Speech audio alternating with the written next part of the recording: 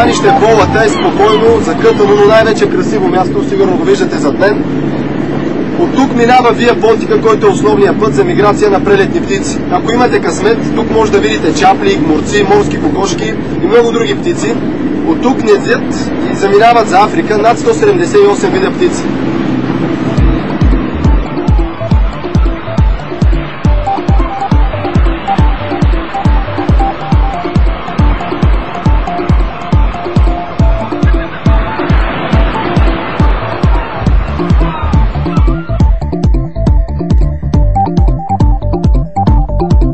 Тук освен да видите птици и да видите тези красиви места, може да се забавлявате много. Аз смятам да скоча.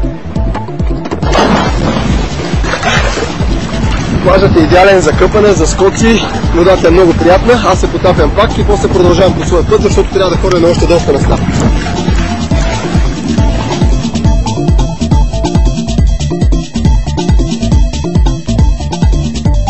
Все повече се приближавам към мястото и специалният повод, за който ви говорех. По-късно ще имам изненада за вас. А сега пътувам към нос Калиакра, който виждате зад мен. Той се намира на 12 км от Каварна. Неговите отвесни скали се спускат от 70 метра към морето. Заслужава си да дойдете на това красиво място. Аз съм наистина прикован от гледката. Има интересна легенда за нос Калиакра, чието име е било променено няколко пъти. Легендата разказва, че 4 век преди новата ера защитниците на крепостта оставили кръвта си в тези скали и оттам тя добива червеният си цвят. А нос Калиакра означава красив нос.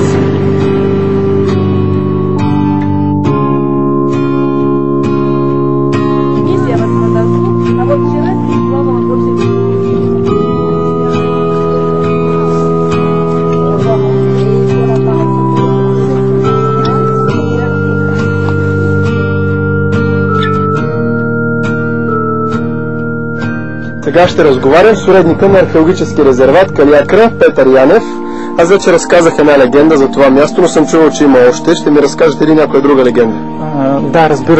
Разбира се. Намираме се точно пред портата на 40 девойки. Именно през тази порта 40 девойки през 1396 година, по време на османското нашествие по тия земи, са се хвърляли в бездната, в скалите.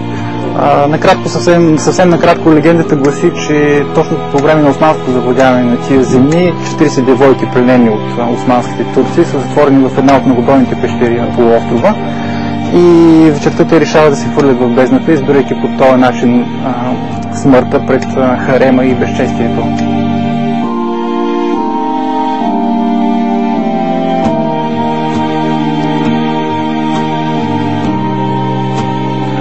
Още една легенда, която вълнува съзнанието на посетителите на нос Калиакра, това е легендата, свързана с Свети Никола, светица покровител на рибарите и банкерите. Вие знаете, че Николоден е на 6 декември. В момента се намираме в Параклиса, посветен в чест на Свети Никола. Съвсем накратко легендата гласи, че по време на османското завладяване на тия земи, Свети Никола, бягайки от османските турци, изведнъж сушата свършва и той не влиза в морето, и под неговите нозе се издига нос Калиакра. От 2003 година нос Калиакра е обявен за национален археологически и природен резерват. Тук гнездят редки птици, също така има и доста редки растителни видове, така наречените индемити, които не срещат никъде другаде по територията на България. Аз съм чувал за делфини. Тук има ли? Да, има. Доста са атрактивни. Те са една от атракциите, които привличат многобройните посетители на носа с техните скокови, търсейки риба. Сигурно е много красиво. Да, красиво е. Дано да имате възможност да ги наблюдавате. Нос Калиакра е най-издадения нос по българско черноморско крайбрежие. Дължината му е някъде над 2 км, малко повече от 2 км. Състои се от сарматски варовици, оттаешни скали, които са червени. Това се дължи на железните окиси, разтворени в скалите. За разлика от останалите скали, които са около носа, които са бели, на нос Калиакра са червени.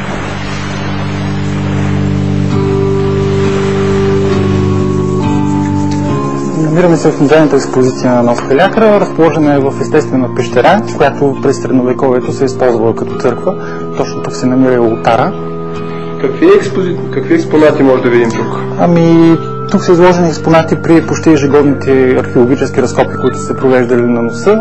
Първите започват през 1965 година и от тогава почти ежегодно те се провеждат на територията на носа.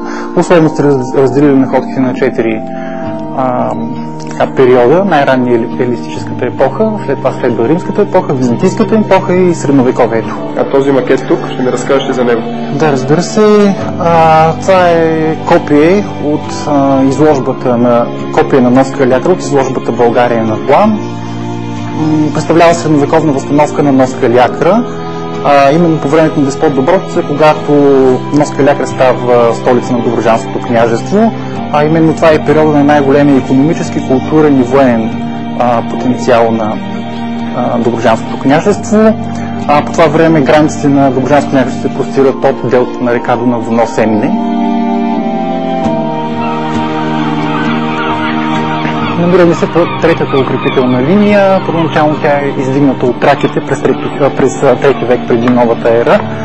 След това е възстановена от римляните. Самата крепостна стена е била многократно разрушавана и след това възстановявана. В сегашния си вид тя е след 60-те години на миналия век, изградена от каменоделци по скици, които са оставили пътешествениците, които са минавали по тия места по малко преди освобождението и след освобождението.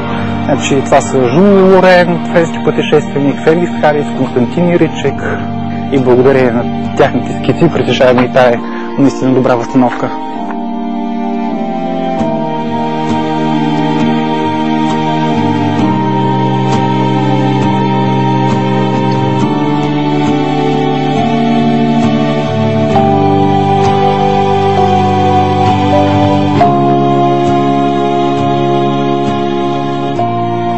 Скоро нос Калиакра е атрактивно осветен. Тук може да се разходите и нощем. Атмосферата е наистина чудесна, романтична, много е приятно.